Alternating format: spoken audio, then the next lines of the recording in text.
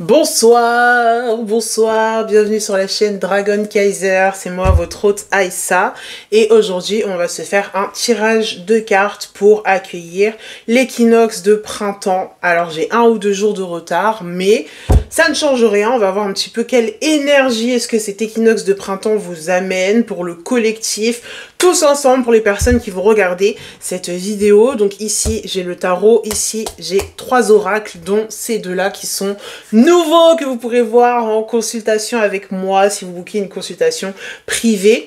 Donc voilà, voyons voir un petit peu, très chers guides, très chers ancêtres, très chers collectifs. On commence par le tarot, qu'est-ce qui attend le collectif avec cet équinoxe de printemps? Quelle est l'énergie qui est amenée par cet équinoxe de printemps? Ok, la première carte qui est sortie, c'est l'As de denier. Donc évidemment, abondance, abondance, beaucoup d'abondance. Si vous avez créé des projets, vous avez mis en place des projets pendant l'hiver ou pendant même déjà depuis l'automne et tout, la satisfaction émotionnelle. Si vous avez créé des projets, vous avez planté des graines et tout, bah en fait c'est le moment de récolter tout ça. De toute façon, en règle générale, l'arrivée du printemps, l'équinoxe de printemps et le début de la saison du bélier, c'est souvent là que les choses s'améliorent et que ça repart vers le haut après la saison du poisson où on a été beaucoup dans l'émotionnalité, dans l'introspection, dans... Bon, le poisson malheureusement, c'est pas du tout une critique, mais il y a un côté très... fin dissolution qui peut être compliqué, donc voilà, dépression saisonnière et tout ça, c'est aussi un autre mot pour parler des effets du poisson. Donc on a le 9 de denier qui est sorti ici. On va demander pourquoi est-ce qu'il est sorti inversé. Pourquoi est-ce qu'il est sorti inversé? Ok, on a le cavalier de denier qui est sorti. Donc pour ceux d'entre vous qui ont eu du mal à justement se cocooner, à justement se mettre dans cet état d'esprit de je prépare quelque chose pour que ça éclose un petit peu pour plus tard. Le meilleur moyen de rattraper ça, en fait, c'est de sortir de votre coquille, justement, et de vous mettre en action maintenant. Le cavalier, c'est celui qui fait les choses, qui fait ce qu'il y a à faire. C'est pas trop tard pour rattraper. Si, pendant l'hiver, vous avez été paralysé pour quelconque raison, vous avez été malade, ou vous avez justement la dépression saisonnière, et que vous n'avez pas réussi à mettre ces projets sous terre pour qu'ils éclosent maintenant et que vous en récoltiez les fruits, c'est maintenant qu'il faut se mettre en action, c'est maintenant qu'il faut commencer à planter ces graines-là, si vous les voulez, pour, par exemple, dans 3 mois, tu vois, pour l'arrivée de l'été, ou peut-être pour la fin de l'été, j'ai entendu la saison du lion. Hop, 10 de coupe qui est sorti, là aussi, révolution, terminaison émotionnelle, beaucoup de joie partagée aussi énormément. Avec de toute façon l'arrivée du printemps où il commence à faire un peu plus beau, on a plus envie de sortir, donc vous avez plus de chances de voir les personnes que vous aimez en fait. Donc exactement le parfait moment pour reconnecter humainement avec les gens. Ici on a le chaman qui est sorti à l'envers, donc on fait attention à ne pas trop s'éparpiller, à pas trop aller dans tous les sens parce qu'avec cette arrivée énorme d'énergie, on peut facilement être hyper dissipé et vouloir tout commencer d'un seul coup, et c'est un peu le problème du bélier, c'est qu'il a beaucoup d'énergie, mais alors il la fait pas durer sur le long terme, tu vois, c'est fulgurant, ça arrive d'un seul coup, plein de trucs, plein de projets, envie de commencer des nouvelles choses à gauche, à droite, et on s'épuise très vite. Le feu du bélier en particulier, il s'épuise c'est celui qui s'épuise, pardon, le plus rapidement.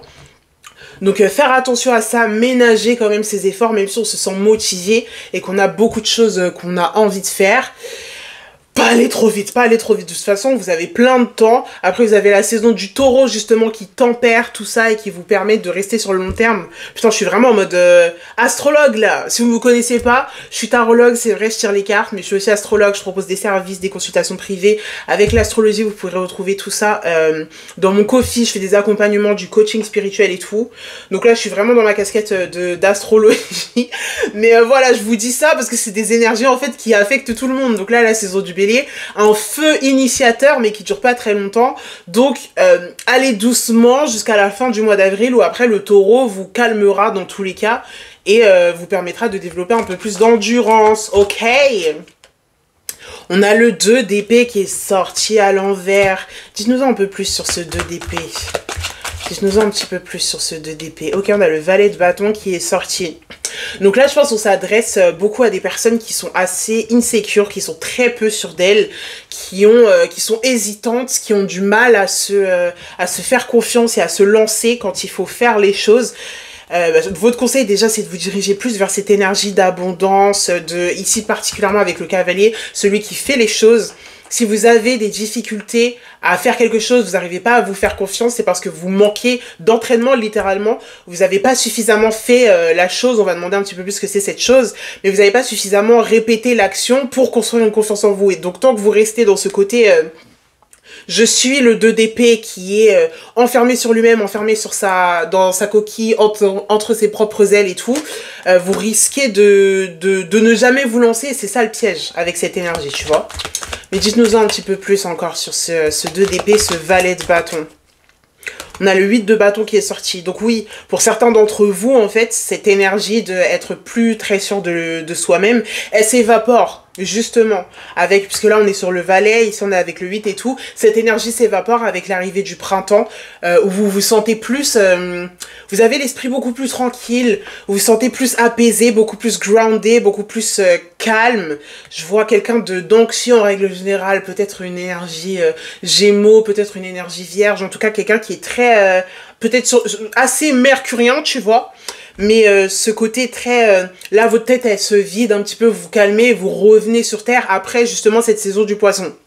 C'est vrai que pour les anxieux, la saison du poisson, à part si vous êtes poisson, c'est pas toujours la chose la plus facile à vivre. Mais ici, vous avez de l'apaisement, en fait, qui vous attend.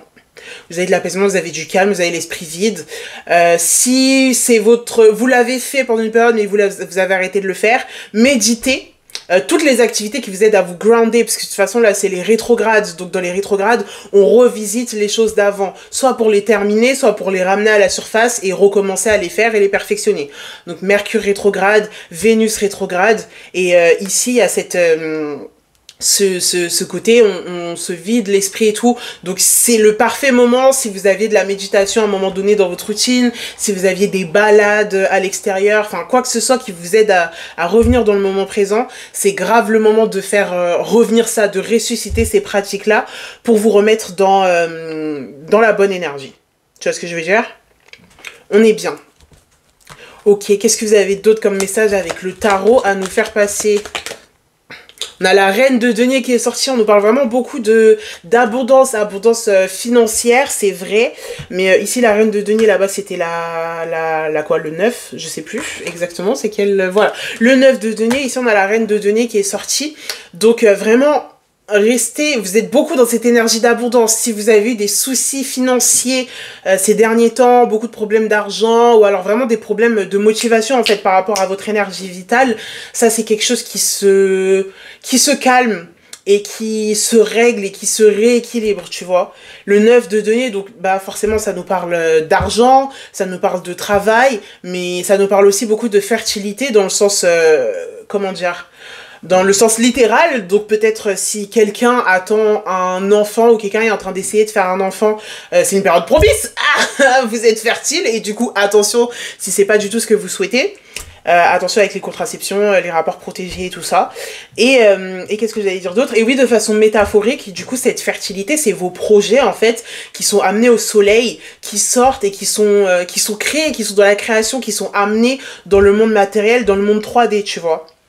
Mais encore une fois, ici, attention, c'était de quel côté? Attention à pas s'éparpiller dans tous les sens. Le feu du bélier est... Je suis bélier, votre humble serviteur. Et bélier, je sais très bien comment est-ce que ça fonctionne. Maintenant, j'ai ma Mars en taureau, mon énergie vitale.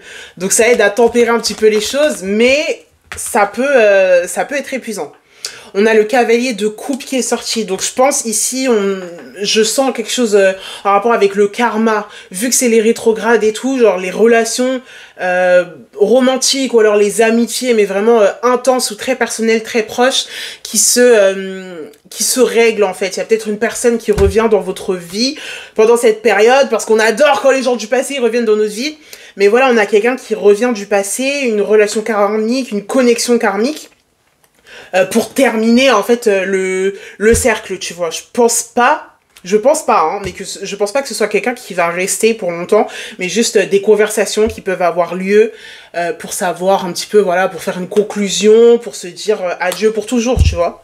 Et vu qu'on est sur le sujet des sentiments et tout, on va utiliser ce deck qui s'appelle Dis-moi que tu m'aimes. C'est un nouveau, j'ai encore... bon, je l'ai utilisé pour moi, j'ai fait la présentation, on a discuté avec. Mais ça va être la première fois que j'utilise pour le collectif. Dites-nous, parlez-nous des relations célibataires ou en couple, hein, pour les personnes qui vont regarder cette vidéo. On a découverte, dévoilement et mise à nu. Regardez-moi comme elle est belle cette carte. Magnifique. Ok. Découverte, dévoilement, mise à nu. Donc peut-être encore une fois quelqu'un du passé qui revient pour vous dire, pour discuter avec, ou pour révéler des choses auxquelles vous n'étiez pas au courant, puisque mise à nu, c'est pas forcément en rapport avec la sexualité ou les rapports intimes, mais ça peut être beaucoup juste le dévoilement en fait de quelque chose qui était caché, quelque chose qui se montre enfin à vos yeux, qui se montre enfin à votre regard avec ce dévoilement et cette mise à nu. Donc c'est pour ça que j'avais ce côté quelque chose de karmique en fait qui revient du passé. Ou alors si vous êtes en couple actuellement, ça peut être justement le dévoilement de quelque chose que vous connaissez pas actuellement. Abondance, oui, et récolte, putain. Il y a ma ring light qui fait un reflet absolument insupportable. Mais regardez comme elle est belle aussi cette carte. Donc ça c'est une des best cartes justement, je le sais, de cet oracle qui annonce vraiment que des bonnes choses. Abondance, on l'avait ici avec tous les deniers, la reine, le 9, le 10, même qu'on a eu le 10 de coupe et tout. Il y a beaucoup d'abondance qui s'annonce pour vous. Qui se profile. Écoute, analyse et méditation, mais... Est-ce que je peux mentir? Est-ce que je peux inventer les choses? Voilà. Méditation, donc on revient dans le calme, on se réancre, on se sent à nouveau soi-même, on se sent à nouveau ancré, on revient à la rencontre de soi-même, tu vois. C'est merveilleux, c'est magnifique. En plus, j'adore ces cartes, elles sont vraiment trop belles. Donc voilà, on a ce message-là. Est-ce que vous avez d'autres messages à faire sortir, très chers guides, ancêtres, divinités? Aide, soutien, ancrage. Ok, on avait un peu cette idée déjà avec le 10 qui est sorti. Donc de partage en fait, vous avez peut-être une présence en fait qui se dévoile à vous, en tout cas une énergie. Bon là ici forcément j'aurais une énergie un peu plus masculine. Ça peut être un homme mais ça peut juste être quelqu'un qui a cette énergie de prendre soin des gens et de les protéger et de les garder en sécurité. Mais du coup, cette énergie masculine qui vient vers vous et qui vous aide justement, qui vous protège un petit peu. Vous voyez, ici, on avait le 2 de denier à l'envers et tout qui est sorti. On avait la personne très timide ou très renfermée sur elle-même.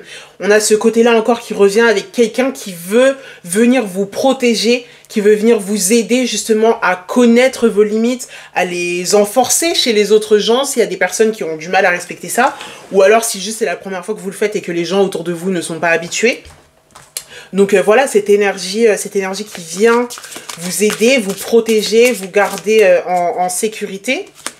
Qu'est-ce qu'il y a d'autre comme message? On va sortir encore 2 cartes avec ce deck, je pense. Mariage, accord et officialisation. Ok. Il y en a d'entre vous qui reçoivent une demande en mariage ou qui décident d'en faire une à la personne de leur vie, la personne de leur cœur. Ok.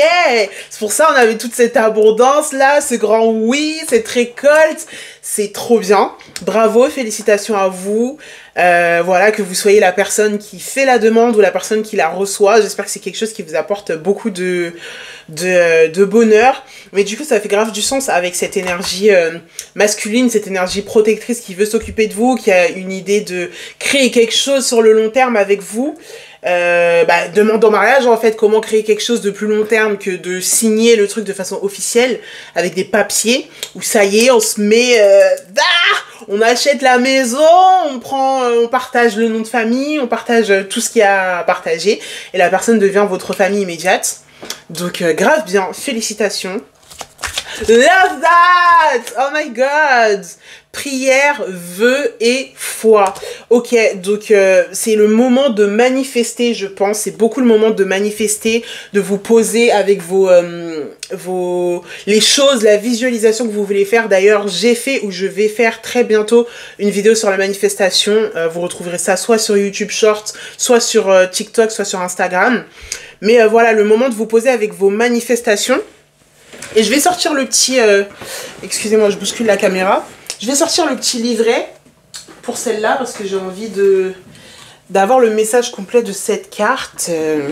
Donc livret très complet. Oh my god, j'ai encore poussé la caméra.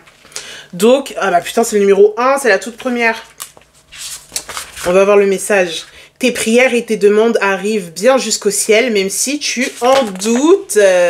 Continue de rêver sans t'inquiéter grâce à tes actions nouvelles. L'amour va bientôt pointer le bout de son nez. Donc pour les célibataires, pour les personnes qui sont en recherche d'amour.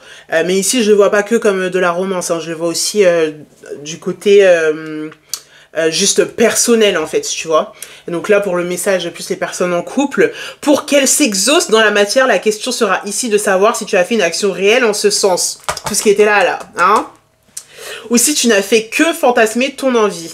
Note quelque part ce que tu estimes avoir réellement entrepris, action, message ou déclaration, pour voir comment avec les moyens du moment. Tu peux faire accélérer les choses et faire exaucer tes vœux les plus chers à ton cœur. En passant à l'action, tu auras, quoi qu'il arrive, des résultats nouveaux qui débloqueront ta situation sentimentale. Passe à l'action pour de vrai. Excusez-moi, j'ai la gorge un peu sèche. Mais voilà, du coup, pour ce message-là qui est sorti. Beaucoup d'abondance, beaucoup de bonnes choses, des officialisations, des mariages, des relations, tout ça, énergie masculine, protection, abondance, récolte. Mais c'est magnifique, j'adore. Maintenant, on va sortir des derniers petits messages rapidement pour que je puisse poster cette vidéo vite, en fait, que vous ayez votre canalisation de l'arrivée du printemps. Quelles cartes, ok, vont accompagner, penser le collectif pour cet équinoxe? Quelle carte? Destin et temple du soleil, ok, c'est magnifique. Pensée, destin, temple du soleil. Donc pensée ici, on nous parle encore de votre esprit, en fait, de pouvoir faire le vide, la manifestation et sortir les pensées pour les faire venir dans le monde réel. De toute façon, c'est un message qui est revenu 2 ou 3 fois là déjà. Sortir les pensées, les transformer en quelque chose de tangible. Donc faire des actions de ce côté-là, parce qu'en plus là, on est dans un portail de toute façon avec une éclipse. Donc un portail... Excusez-moi, oh my god, ma gorge. Un portail extrêmement karmique. Je vous ai dit, de toute façon, j'avais fait un post sur Instagram sur le sujet, donc suivez-moi là-bas si c'est pas encore le cas. Je suis très active là-bas, beaucoup plus que sur YouTube, malheureusement. J'aimerais être plus active ici.